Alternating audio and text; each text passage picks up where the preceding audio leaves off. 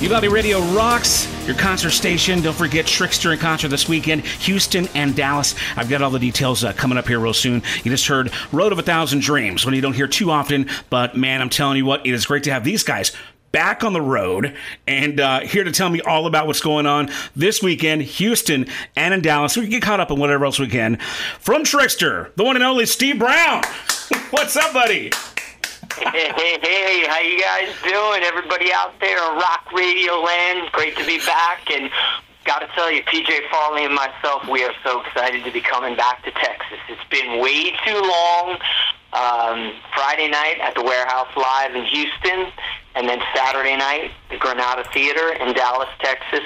And we are ready to give you a 1 in a million show. And what's even cooler is we're going to be with our old buddy Mike Tramp from White Lion, who we've known since we were little kids.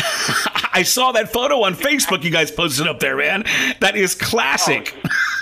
Oh, man, that is really, really cool. That was PJ. I think PJ was probably 13 or 14 in that picture. That was right about the time that I met him, but I think that was right before PJ started putting the frosted tips in his hair, like John Bon Jovi back in, like, 1987, I think that was. Great memory seeing that picture, and Mike is an old friend, and we were influenced definitely by White Lion back in the day.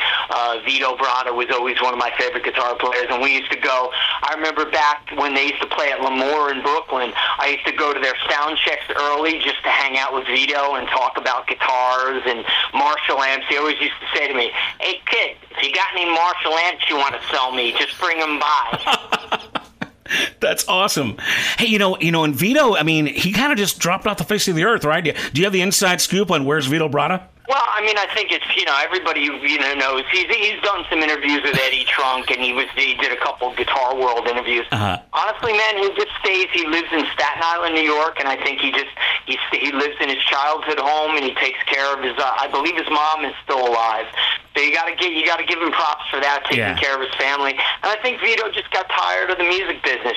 Look, man, in the '90s when we all kind of got pushed out by grunge, all the great hard rock bands from the '80s and early '90s, when our time was up, a lot of the guys just decided, what, this isn't for me anymore. And you can't blame them for that. For guys like PJ Farley, for PJ and myself, there was never an option about stopping music. We always kept going and trying new bands that we came up with, and we never stopped playing music and making music all throughout the '90s and the early 2000s. So, but Vito, I think he's just tired of it, and I hope, look, man, it's never too late, I don't think. Look at the Stones out at 80 years old. Yeah. Those guys are making, great music, just put out a great new album. Paul McCartney's still rocking. So Vito, I think, in his early 60s. It's not too late for him. I hope someday that he comes back and comes out here and plays with us. Yeah, let's all just pray to the rock gods really hard for Vito to return sometime. Again, you guys are coming back to Texas, I'm sure, because you guys played lots of Texas dates back in the heyday. Do you have any particular great fond memories of Texas, in specifically Houston or Dallas or any other markets in the big Lone Star State? Well, I mean, obviously for us, playing the first time we ever played the Houston Summit was a huge big deal, because as most rock fans know, that was the venue that Motley Crue filmed the Home Sweet Home video. So that backstage walk, remember in the video when Motley's walking to the stage, we actually, and PJ has this on film, we actually recreated that. And it was, that was always one of the great moments. I mean, look, Texas is a total rock and roll state, so all the times we played there were so special to us. And the last time we were there, I think, was 2017. The last couple shows that Trixter did, with the original guys. So it's always a special place. But actually, Houston, the Rise Rooftop, that was the last show that the all-original Trixter ever played. So it's going to be special coming back, doing the Trixter Acoustic thing. DJ and our good friend Ben Hands, who's on drums and percussion, helping us out. So we've been doing this Trixter Acoustic thing for the last 2 years, and it's been so much fun. So really looking forward to all of our Texas fans getting to see this sort of, it's not us sitting on stools playing the Trixter songs acoustically. I'm playing playing like, sort of a hybrid acoustic electric thing. I'm still ripping guitar solos. It's high energy, but it's not as high energy as a full Trixter show, but it's not, let's say, it's not your usual sitting on stools, picking and grinning kind of Trixter acoustic show. Now, from what I understand, you're taking this acoustic tour to the UK, right? Yeah, so that's coming. We're going to Guam in November, and hopefully next year, hopefully we're going to go to Australia, hopefully go to Japan. Look, man, it's been so well received because, the really cool thing about this is we've never done a proper, let's say, unplugged show or acoustic show. So this is really unique because not only do we play the songs with sort of different arrangements and stuff, we also tell the stories behind them, and it's like a storytellers type show. So it's really great for the fans because, they get to see, first off, they get to see the humor of PJ and myself because we are like a comedy duo, and we don't take ourselves too serious. When you're in a band with the name Trixter, one thing you got to always remember, it's going to be fun. Right. It's going to be a great time. So that's what we do. And we just, nothing's really planned, and we just kind of let the night and let the audience dictate what kind of show we're going to put on that night. But, we definitely like to tell some funny stories about, our past. And look, man, it's been, we were part of, what I consider the greatest rock genre ever, the 80s hard rock, and I think most of your fans will agree, but we also had a funny ending because Trixter, we were one of the last bands come out of that era. So, as PJ likes to always say, we were the band that wore the flannel shirts first. We gave them to grunge, but the grunge bands, Nirvana, Pearl Jam, Alice in Chains, they proceeded to hang us with those flannel shirts. So, there's always a lot of humor in it because, at the end of the day, dude, look, we are so blessed. We are going on, PJ and I, 37 years of playing together, and Trixter's been a band since 1983, and that we're still able to go and fly all around the world, and we get paid good money to do it. We're blessed. You know what I mean? We're so blessed that we still have a career as musicians and as singers. Well, I think it's fantastic that I think you guys have such a great disposition, a great outlook on it, because I don't think most people realize that you guys formed in '83, and that you were already a seasoned band by the time by the time 1990 came by and you guys really made it big worldwide. And then people lump you in with that early '90s transition, but you guys were already a solid band for the better part of a decade. I don't think a lot of people realize that. And I think you guys. No, they don't. That was always the funny thing, because we were so young. We thought it was some sort of corporate, music, the record company put this band together. But no, man, it was all, I was the mastermind behind it. And, the funny story about it was, looking back decades later when I became the fill-in guitar player from Def Leppard, it was an article that was in Circus Magazine, probably 1980 or 1981 when I first discovered Def Leppard. And I saw that it was reported that Rick Allen joined the band when he was 15 years old, and that he recorded the first On Through the Night Def Leppard record when he was 17 or 16. Wow.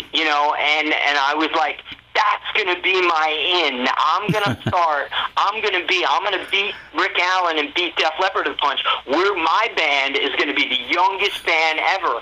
And that was what Trixter was. And that was my sort of marketing that I learned from Kiss and from Gene Simmons and Ace Frehley and Paul Stanley and Peter Criss. The marketing. What is going to be the gimmick? And that was always the thing. And that was always the vision with Trixter. We were going to be a younger Van Halen, a younger Bon Jovi, a younger Def Leppard. We were going to jump up and down more. We were going to play faster, sing higher, everything about youth, and that was what it was all about.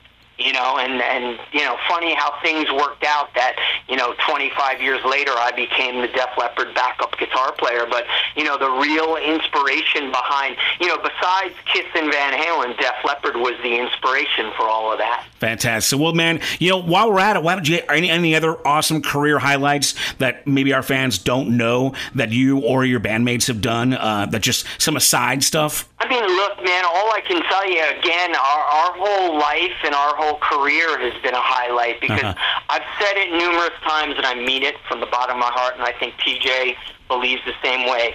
Every dream we ever had as musicians, and being in a band, and being, if you call it, you know, rock stars for a hot minute, has came true 100 times over. We've got to meet and become friends with our idols, you know, whether it be me being good friends with, you know, Ed and Al Van Halen, you know, and Eddie Van Halen was my idol, and I became a very good, you know, and have a 30-year friendship with him. Yeah. I still talk to Alex Van Halen all the time, you know, so that I'm blessed with that.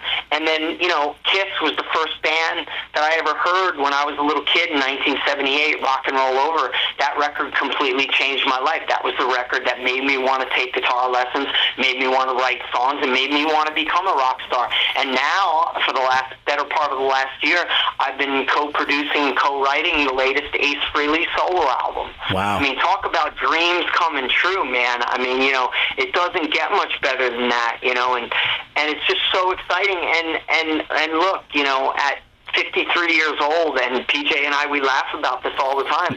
I tell him, man, I go, dude, our first 50 years was a warm-up. The next 50 years, because we're going to be rocking till we're 80, like, you know, Mick and Keith. You know, I look at it like that.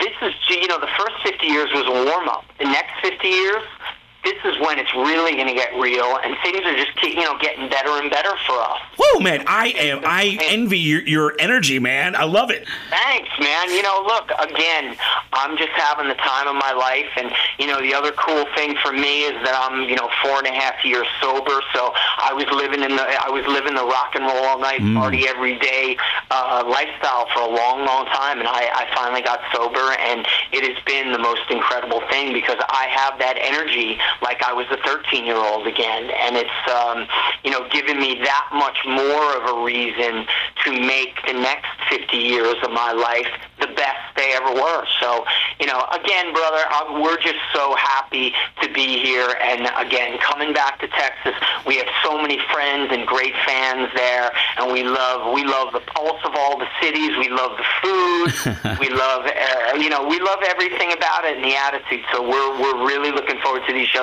And again, it's going to be really special to be sharing the stage with our old friend Mike Tramp and his band, you know, doing the White Lion song. So Houston and Dallas, get ready, because, you know, less than, you know, 5 days, we're coming. Warehouse Live, Houston, and then Granada Theater in Dallas. Again, we're talking to Steve Brown from Trixter. Totally excited to see the band back in Texas. If you go to TrixterRocks.com, information about shows. What else is going on, man? Let me talk about this for real quick, because I know I saw some video on your Facebook jamming with Brett. I think you guys did like a Rock Timber, and had a bunch of people on there. Clarify this thing with you guys and Eric Martin. Is that Eric singing the songs of Trixter with you guys and y'all collaborating? Because I haven't seen any video of that. He's singing background on those, yeah. So Eric, we have a thing with Eric Martin from Mr. Big. Yeah. Yeah, we just did the Rock Timber Festival. So we have a thing called Eric Martin and Trixter, and we do like a Trixter Big show, if you will, where we do Mr. Big songs and the Trixter songs. I sing the Trixter songs, and Eric, you know, sings harmony on it. But we've been doing that for, you know, probably about 6-7 years now. We went to Japan with Eric in 2017 and had so much fun that Eric was like, man, I want to keep doing this. So we've been doing it, and, you know, when our schedule permits, we get together, and we have Joey Casada, the drummer for ZO2, who plays with us on that, and it's just been a blast. And we were out with our good friend Brett Michaels. You know, we did this big festival in Hinckley, Minnesota, and Brett brought us all out for the ending for Sweet Home Alabama. And, you know, Poison was Brett and the Poison guys. That was the first arena show that Trixter ever did, was opening up for Poison on the Flesh and Blood tour in Muskegon, Michigan. So Brett's been a friend for, again, man, we do these festivals, dude, and it's like a messed up high school reunion. All these bands get together: Trixter, Slaughter, Queensryche, Bret Michaels, Vixen. It's just so much fun. And, again, to see all of these guys out there still doing it, and a lot of these bands are still doing it as good, if not better, than they were back in the day. So that really means a lot. And the other cool thing I have going on, I have my own guitar line out, SBS Guitars and Pickups, which just launched over the summer. So you guys can go to guitarfetish.com, and you'll see all my SBS guitars. And just go to my social media, Steve Brown Rocks, which is all the same on Instagram and on TikTok and X, or Twitter, if you will. Right. And then the Trixter, Trixter Rocks, Trixter on Facebook, and Trixter Acoustic on Instagram is where you can find it. All right, Steve, they'll have my head if I don't ask about OG. All right, so last I read, you guys were on good terms with Pete, and maybe not so much with Mark. Any plans in the future? Do you guys ever talk about it, or is it just not even something you guys are considering of getting the old guys back together fully? I mean, honestly, it's really not right now. Again, Pete is, Pete's a brother. We talk all the time, and everything's cool there. I just think that Pete's, look, he's always welcome. He can come out whenever he wants. He's always welcome to come on stage and play with us. And we've gotten offers over the past couple of years, and we presented it, hey, we want, the band, and it just doesn't work out, and there's nothing I can say more about it, but, right. Other than the fact that with the drummer, sadly, that's a problem that'll never be repaired in my mind, and so that you're never going to see the original Trixter back with the drummer again, but you might see Pete fronting us with a different drummer, which is fine, because he was, that guy was an adequate drummer at best anyway. Interesting. Well, now, with or without Pete, any chances of you guys getting back out on a full electrical tour anytime soon? I mean, honestly, I don't really see it, but you never know. Again, I've been singing the songs, when Pete left. And you've been doing a great job, by the way. That's awesome. Thank you, dude. When Pete left the band in 2017, I wound up doing 10 shows, singing and playing lead guitar, so I have no problem with it. We had talked about possibly bringing in a new vocalist, but we're really not in that place. We're really, right now, the focus is the Trixter Acoustic thing. We're talking about doing a record with it. We have a bunch of other opportunities that I think the public is going to find out about, in the near future. But, we're just having a great time with it. And I'm not really in that headspace, but right. Sure, if an opportunity presented itself, an offer that was, let's say, too good to be true, we would definitely probably entertain it, But again, like I said, it's no secret, that I've done shows singing for the full-on electrical version right. of Trixter, if you will. So, anything's possible. Do you guys, if you're still writing music, any songs that you guys kind of have earmarked as Trixter, songs that are going to be, on maybe, if it happens, a full new Trixter record? You got songs earmarked for that, or is that something that hasn't kind of come to fruition yet? Well, yeah, I mean, like I was saying, I said before, I think we're going to be doing a Trixter acoustic album that's going to have new songs on it. Awesome. PJ and I are always writing, and, again, I'm at the tail end of finishing this Ace Frehley record. We have 8-9 songs mixed right now, and, we should be done in the next couple weeks, and then once that's wrapped, I can focus on, possibly this Trixter acoustic album. That would definitely be where you would hear new Trixter material. Fantastic. But we also, and for the fans, and a lot of, I've teased this before, there's a ton of stuff, of unreleased stuff. We have live shows. We have, the demos from back in the 80s. At some point, all of this stuff is going to be released. Our band Throwing Rocks, that was the band that we formed after Trixter in 1995. We have 18 unreleased songs, an album and a half of stuff. Our band Soaked. There's so much material. The problem is, for me, every time I get started doing this, something bigger comes up for me that has to take priority. Gotcha. And look, this is what I do for a living, so it's kind of like money talks and bullshit walks. You know what I mean? Absolutely. And I'm not saying my unreleased music is bullshit, but what I'm saying is that, you know, for me to spend time on music that isn't paying me money at the moment, that isn't where it's at. You know, because we also know that sadly in this day and age of streaming, us as songwriters, we don't make anywhere near the type of money that we deserve. Something that, you know, that needs to be turned around, because Congress and, you know, the laws and the way streaming companies, especially Spotify, pay a songwriter. You know, just so all our listeners know out there, you know, a songwriter like me, you know, I wrote Give It To Me Good by Trixter. I make 4% of a penny on that song as my royalty for a stream. So if you add up that, you know, I mean, Peter Frampton said it best. His song, Baby, I Love Your Way, I think got 1 billion streams, and he got a check for $1,500. Crazy, man. It's insane. Yeah, hold on to that music, you know, until you can get yourself, until it's worth releasing it, for sure, absolutely. Well, man, we look forward to whatever you guys put out. At this point, it's more for the fans. You know, look, I have a blessed career. I'm not in this right at the moment. Yes, the money's great and stuff like that, and we got to make money to support the family and pay the bills and keep the lights on. But I want to always make sure that the music and the quality of the product is the most important thing. Well, final question, Steve, how is family life, man? Who's the circle closest to you, and what can you tell your fans about them and their support? I mean, you know, my family's everything. Mm-hmm. I have a great wife and, two great, beautiful daughters. I believe it's National Daughter Day. It sure is, yeah. So cheers to all the daughters out there. But,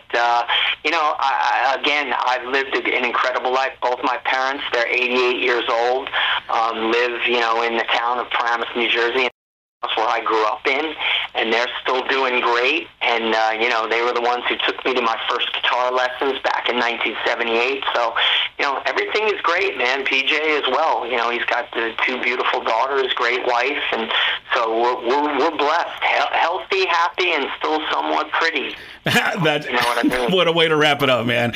Again, Steve Brown of Trixter. Do not miss them. Friday, Warehouse Live in Houston. Saturday, Granada Theater in Dallas.